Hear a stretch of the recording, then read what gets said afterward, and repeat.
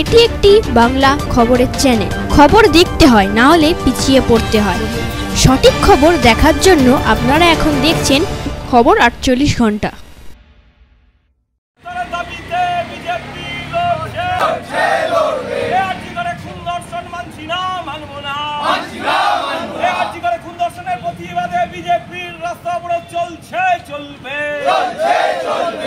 গ্রেপ্তারের দাবিতে বিজেপির রাস্তা অবরোধ চলছে চলবে। ধর্ষক খুনিদের গ্রেপ্তার করতে হবে। নির্যাতনের সরকার, ধর্ষণকারীদের আড়াল করার সরকার, ধর্ষণকারীদের আড়াল করার সরকার। মমতা হায় হায়, ধর্ষক খুনিদের আড়াল করছো কেন মমতা ব্যানার্জি? জবাব দাও, জবাব তোমায় দিতেই হবে, জবাব তোমায় দিতেই হবে। ধর্ষণকারীর সরকার। আরজিকর কাণ্ডে এবার বিজেপির যাদবপুর জেলা সাংগঠনিকের পক্ষ থেকে বারুইপুর রাজপথে পথ অবরোধ করল শুক্রবার। সেই চিত্রই আপনারা দেখছেন খবর 48 ঘন্টা পর্দায়। এই সম্বন্ধে বিজেপির রাজ্য কমিটির সদস্য ও বারুইপুর বিজেপি 1 নম্বর মণ্ডলের সভাপতি গৌতম চক্রবর্তী কী বললেন তা শুনুন একমাত্র খবর 48 ঘন্টা পর্দায়। এখনও যারা চ্যানেলটি সাবস্ক্রাইব করেননি এখনই করুন। সারা পশ্চিমবাংলা আজকে যে ইস্যুতে আন্দোলন করছে, আমরাও সেই ইস্যুতে আন্দোলন করছি। আরজি করে যে নৃশংস খুন হয়েছে, যে নৃশংস ধর্ষণ করে খুন হয়েছে, সেই প্রকৃত খুনিদের আড়াল করার জন্য পশ্চিমবঙ্গের রাজ্যের যে সরকার এবং পুলিশ যেভাবে জঘন্যভাবে লজ্জাজনকভাবে যেভাবে তাকে আড়াল করার চেষ্টা করছে, তার বিরুদ্ধে আমরা পথে নেমেছি।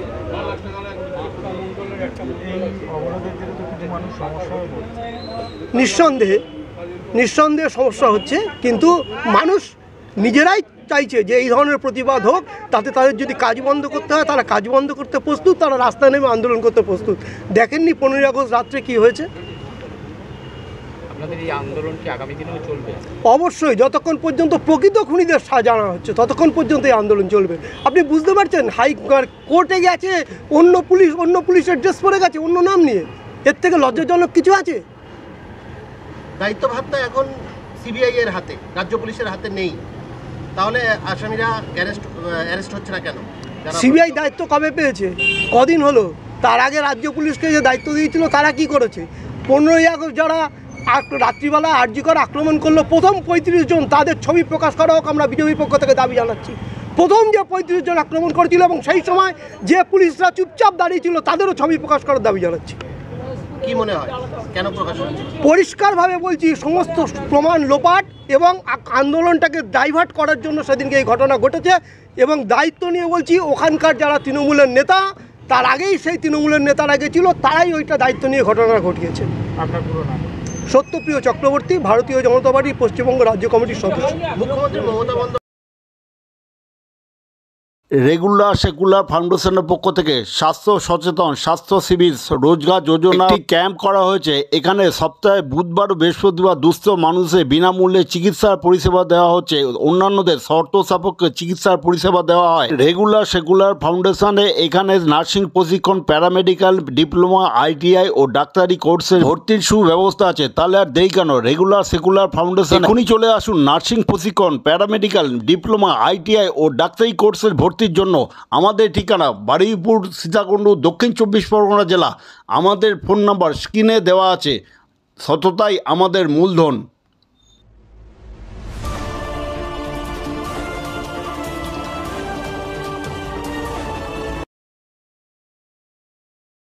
যা অবস্থা এ তো সামান্য। এরপর দেখবেন প্রত্যেকটা বাড়ির বাচ্চা থেকে আরম্ভ করে আবাল বৃদ্ধরা তারা নবান্ন ঘেরাও করবে, রাস্তায় নামবে, তারা বিচার চাইছে। একটাই দাবি, মুখ্যমন্ত্রীর পদত্যাগ। তার কারণ হচ্ছে যেভাবে এই ঘটনাটা ঘটেছে প্রথম দিন থেকে, যদি শুরু থেকে দেখা যায় 3 ঘন্টা তার বাড়ির লোককে তার মেয়েকে দেখতে দেয়নি। কেন? আজকের প্রথম থেকে শেষ অবধি স্বরাষ্ট্রমন্ত্রী এবং মুখ্যমন্ত্রী দায়িত্ব নিয়ে তার চটি চাটা বিনীত গোয়েলকে দিয়ে সমস্ত এভিডেন্স মুছেছে। আমি দায়িত্ব নিয়ে একজন আইনজীবী হিসাবে বলতে পারি, পুলিশরা কিভাবে এভিডেন্সগুলো নষ্ট করে এটা আমরা বুঝি। এবং দিনের পর দিন প্রত্যেকটা দিন উনি বলে যাচ্ছে আমি না করতে পারলে 7 দিন বাদে সিবিআইকে দেবো। কারণ কি? আজকে যে ঘরে ঘটনা ঘটলো তার উল্টো দিকের ঘরটা ভাঙতে হলো, ধুলোয় ধুলো করে দিল, যাতে সব এভিডেন্স হয়ে যায়। সেই দিন রাতে, প্রথম দিন থেকে আমাদের দাবি, যে সকল ডাক্তাররা এই ঘটনার দিন রাতে কর্মরত ছিল তাদের ডাকা হয়নি কেন? কাকে লোকাতে চাইছেন উনি?